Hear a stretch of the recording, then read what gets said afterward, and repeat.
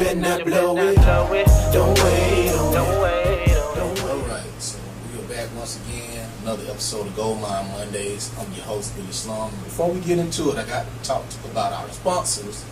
Sponsored by Golden Dream Studios. If you're looking to drop your next hit, all of that, I'll let you boy. I can tap you in. Golden Dream Studios, 2720 Sheridan Drive, Macon, Georgia.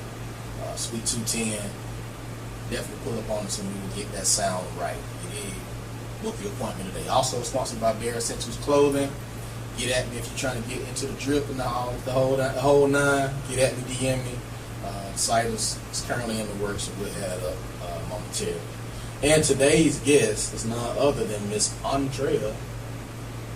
Good job. Yeah. A woman of many hats. I like to call her the queen pin of the city. So she has her own podcast, The Andrea Effect. She works closely with the city of Macon and the mayor of Macon.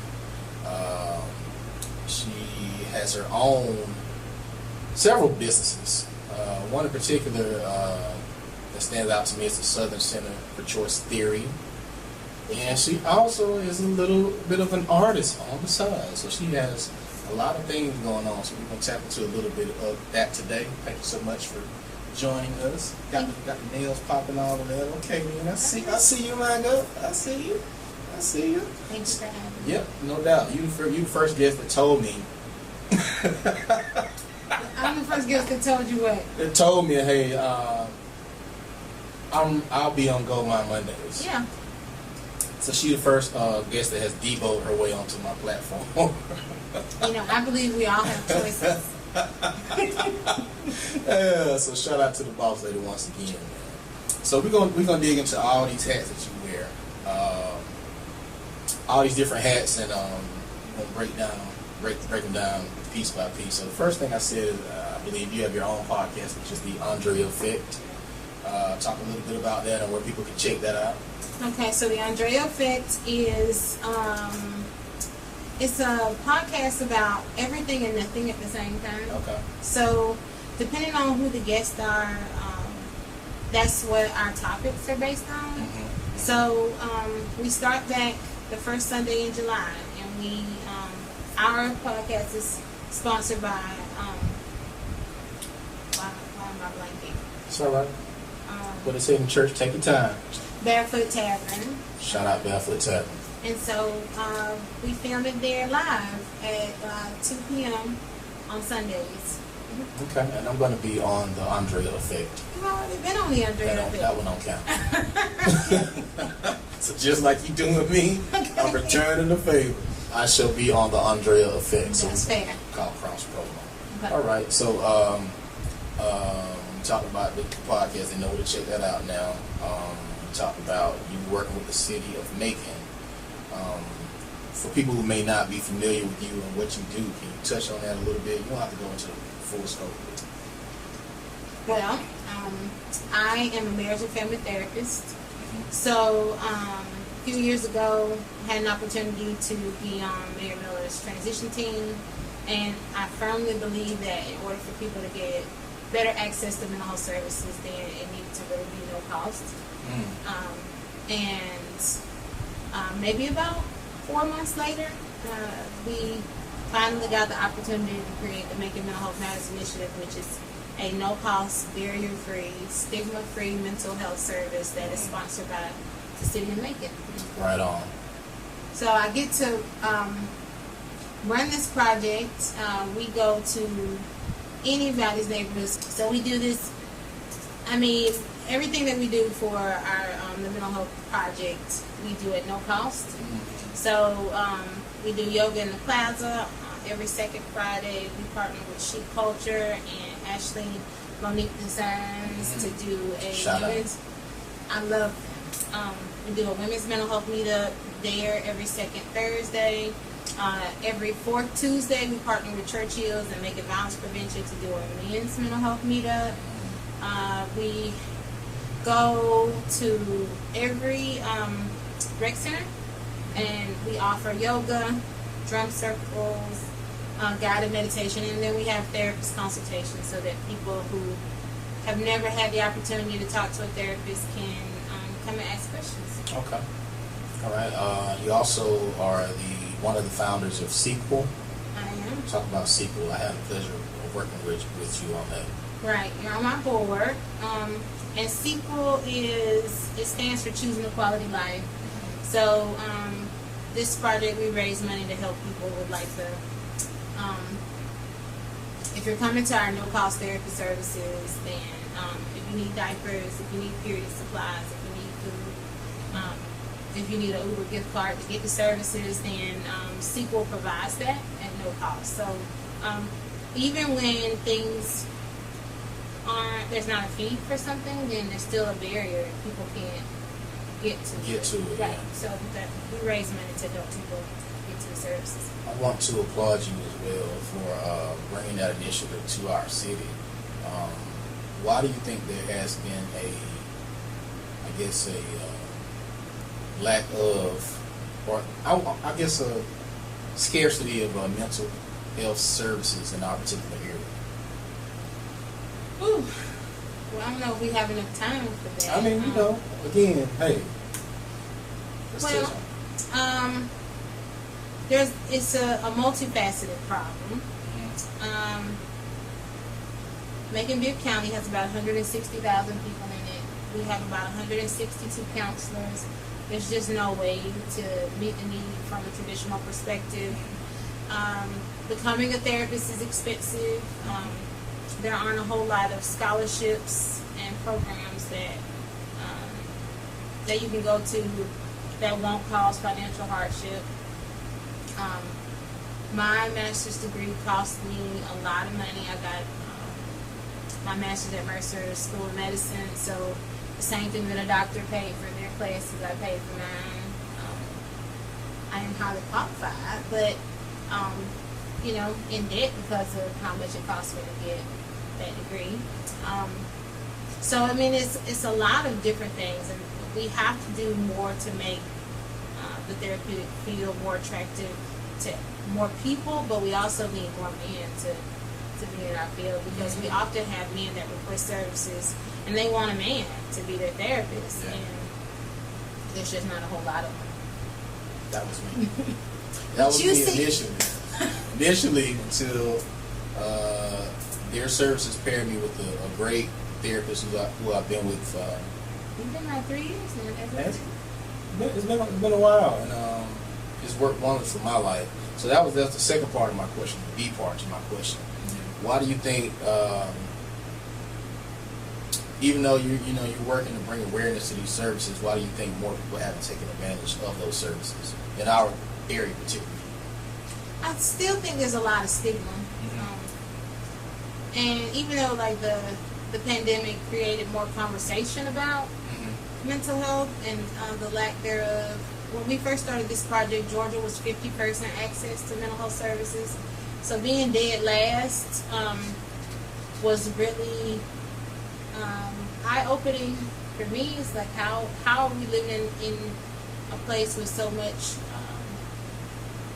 potential, and Georgia being the #1 place in the country for business, but we're dead last in accessing mental health services. And so we've been actively working to at least make Macon the most mentally healthy city in Georgia.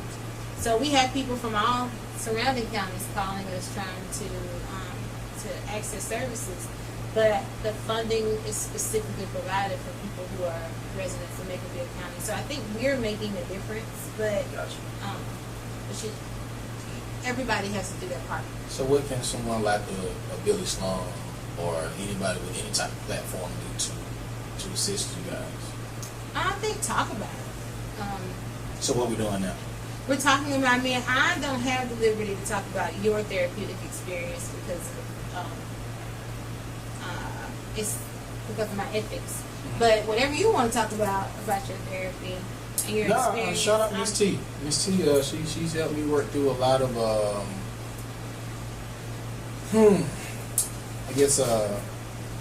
trauma that's generational. A lot of I was still somewhat reserved, but I was a very closed off person. Don't trust nobody. She's helped me open up and see the world through a different lens, and take my experiences and use that to channel what's great about me and to help elevate. Do you remember the conversation that we had before you decided to go into therapy? I don't, but I knew I wanted a man because I felt like, look, I'm being in all transparency, I just felt like women,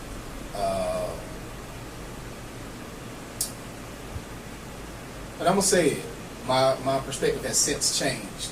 So what I'm saying is, preface this with my perspective has since changed, but I felt like black women in particularly went the hardest on men, so you could never be vulnerable or open up to a black woman because they're going to take it and use it against you. Does that mirror the conversation you're talking about? Somewhere? Or is that a different conversation? No. I think that was the tail end of the conversation. I think it was, are you giving me permission to say? It's definitely not something that okay, you can always edit it out. Okay. Cool. So, I think maybe a donation had come in and you were helping me process it, or I don't know, it was diapers or books or something. Mm-hmm. And we were getting ready for a diaper giveaway. Mm-hmm. And we were talking about, I think I just point blank asked you, why haven't you seen a therapist? And you talked about the fact that you didn't feel like you needed one. Yeah. That you had done. You feel like the things that happened to you in your childhood you had processed, and then you wanted to quickly change the subject. So that was our first conversation, and then maybe about a month or two later, you decided that maybe you might need somebody to talk to, and then you were pretty insistent about it being a man. But you didn't tell me the reason why you wanted a man.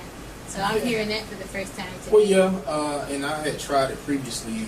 Again, my perspective has since changed, but I had previously tried it with a female who did not look like me. Okay. There was just no synergy, no connection. She couldn't relate to the things that I experienced in the environment I come from. So she was, I feel like if you're gonna go through therapy and truly benefit from it, you gotta have somebody who kind of, can see and understand your experiences.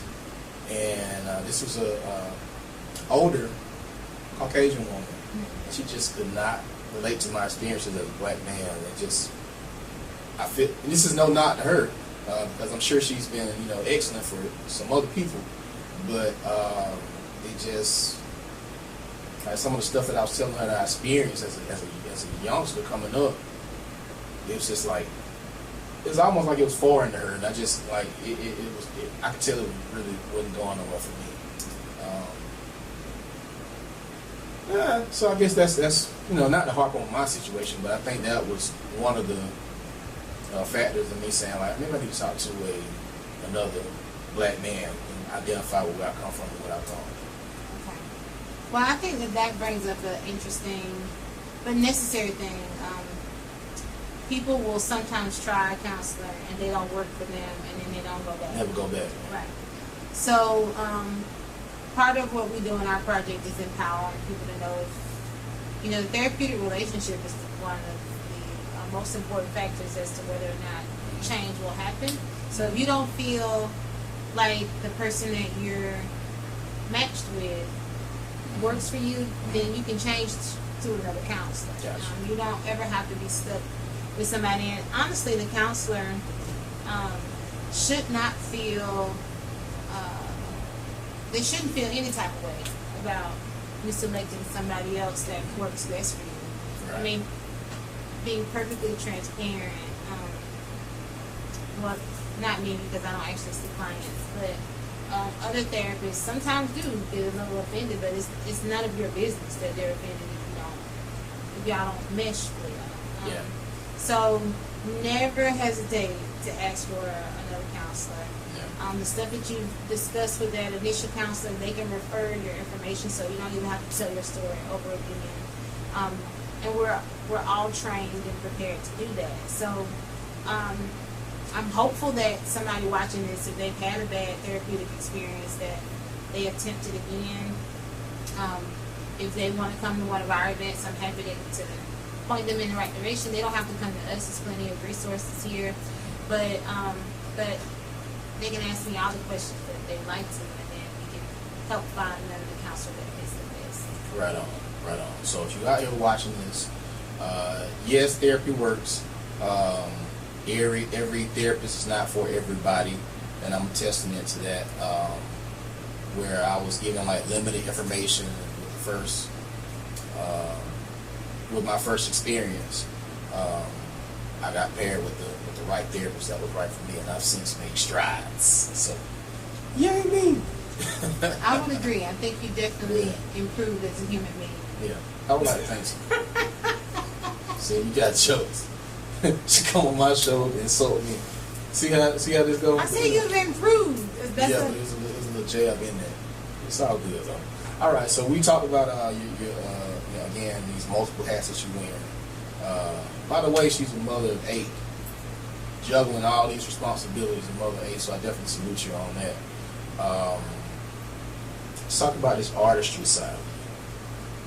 And one of the questions I ask all of my guests is if we have to break down Andrea's gumbo pot, right? Mm-hmm. And by gumbo pot, I mean like things that you may have experienced in life, or musical influences, or whatever. It doesn't necessarily have to be music, because you wear a lot of hats. So if we had to break down the ingredients to Andrea's gumbo pot, what would we find? Probably the most prolific in that pot is somebody who's going to be unadulterated and honest. Usually it's with compassion. Sometimes people get to a point where compassion is no longer possible. But I'm going to be honest almost all the time. And, but I'm incredibly caring, and I'm not nice, but I am kind. Okay. And let's talk about musical influences too. Throw those in there. My favorite, well, I have a couple. Okay. So my favorite R&B artist is Anita Baker. My favorite rapper is Pastor Troy. Okay. What? Okay. Shout out Troy. I like Nora Jones. And, I'm not a huge Kanye West fan, but I like some of his music. I do not like Prince. I asked you what was your influence. Okay, but I just want to make sure that it's known that I don't like Prince. So again, that's another jab at me. It's another jab at me. Okay. But those are probably my biggest musical influences. Those are probably the things. I mean, I like Glorilla a lot. So you got a little ratchetness up in there. So I think it's important to note that, because a lot of people think you are a certain way, but you got a little ratchetness in your gumbo time. Oh, absolutely. I'm definitely Lil Jason. Okay, all right, that's what's up. So going back to Anita Baker, that being like your biggest influence, what I guess pushed you to jump into that artistry side, when you say, hey, I'm gonna put out my own music? I want to live a life well lived. So I don't want to have any regrets. I don't want to not try something once. And I think I was in a place where I had gotten to like a certain professional level, and I think when I recorded the first song myself, or the song that was mine, I think that because I recorded like Christmas songs and gospel songs for other people's projects, but when I decided that I wanted to do this thing for myself, it was why not? So But of course, you know, I wasn't necessarily comfortable with what what my artistry would look like, and then how it would be received, and did I want people to even know that I sing at all, and Slum here didn't take me seriously either, so he has to admit, he doesn't have to admit, but I'm gonna say it. And then so he wrote the first song. Well, he wrote both of them that I did recently. So and I thought that it would be like, I don't know the process, so I thought that it would be ready when I got to the studio. But all I gotta do is just, you know, regurgitate whatever it is that he tells me to sing, and that's not how it happens. So let me. So I see what we're gonna do this episode. You just gonna jab. It's not jab. It's the truth. Remember I said. So let's rewind it. So when she said that she wanted to go on this said mission, one of the first things, if I write for any artist, I'm gonna ask you like, well, what's your flavor? What's your gumbo pot basically? What's your influence? I love Anita Baker, so I said okay.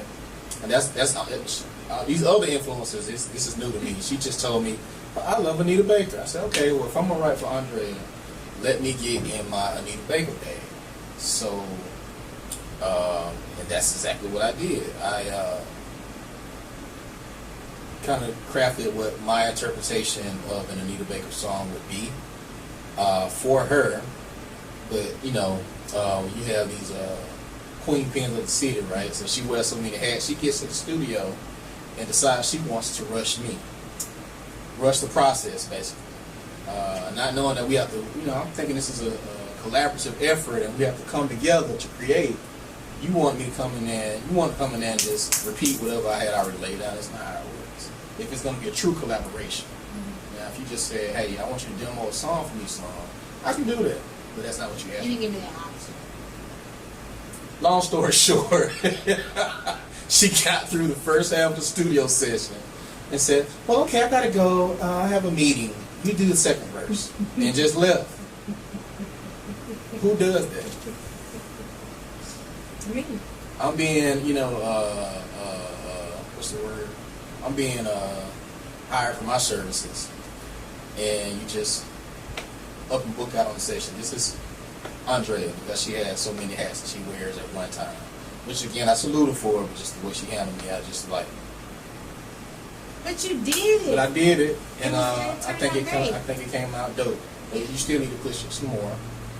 But we talked about that. We ain't gonna go into that. Will there be new music coming? I believe so. I think that even in the way that the music was written before, because I've gone through a transition in my life, I think that even that Andrea is very different than the Andrea that presents today. Okay. So, so yeah, I think so. I think that I'm ready to be more collaborative in the process. Okay. I definitely want to sing things that mean something to me, that my children won't cringe at hearing either. Okay. Okay. And, so how do they feel about this? I'm sorry, I didn't mean to cut you off. No, go ahead. How do they feel about the art you released so far? I mean, well, I've sang. My kids have always heard me sing. They probably heard me sing before their father even heard me sing. So it's not particularly out of character for him to hear me sing. No, I'm talking about they didn't have any problem with they like the music too. Okay, that's what I was getting. I mean, I think that my friends probably like it more than my kids, but I mean, it's on our shared Apple Play. So, okay. And I'm not the only one who listens to it. So. Right on.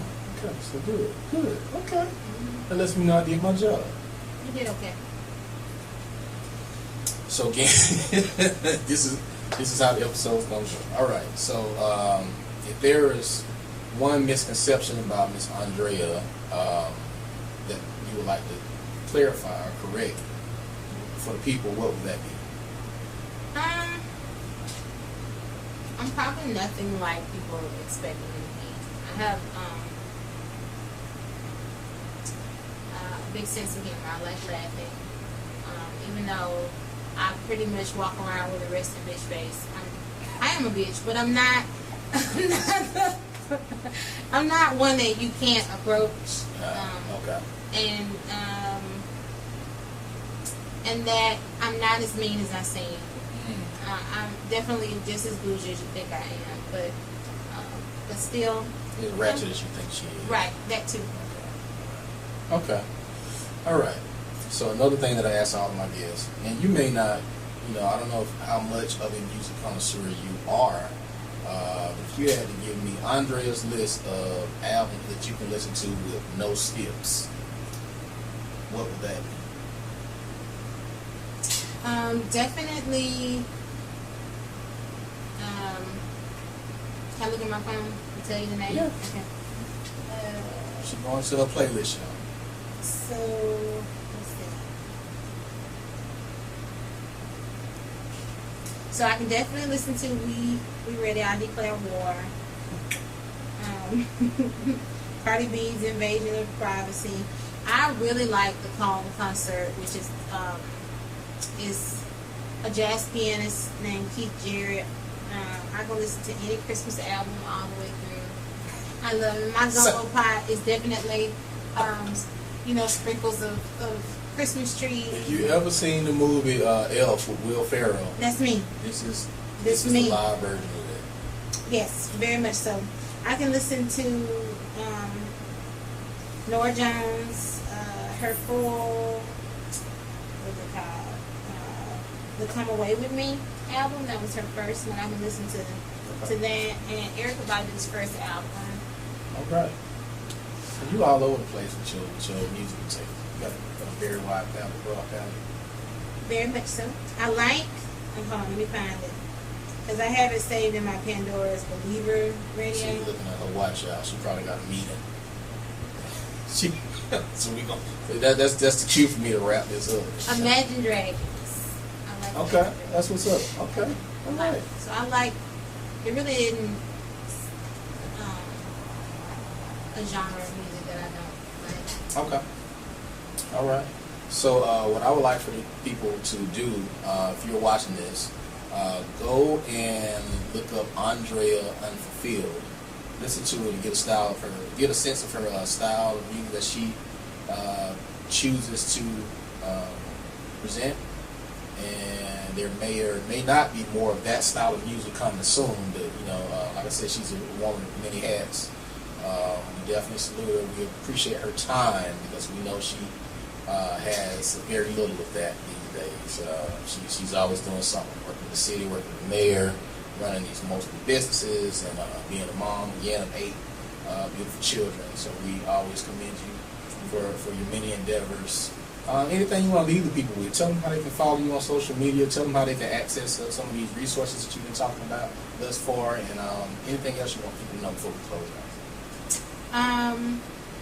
First thing I want to say is thank you, Sloan, for saying my name right. I really appreciate it. Everybody didn't get it right. But you can follow me on Facebook under Andrea. Well, it might be Cook Andrea at the moment. And then Instagram as the Andrea Effect. Twitter is Andrea Bomb. And LinkedIn is Andrea Cook as well. And then you can also follow the Southern Center for Choice Theory on all those platforms. You can also follow Making Mental Health Matters on all those platforms and access us at makingmentalhealthmatters.com or accgeorgia.com. This is Miss Andrea, and just like that, we go. So you better not blow it. Don't wait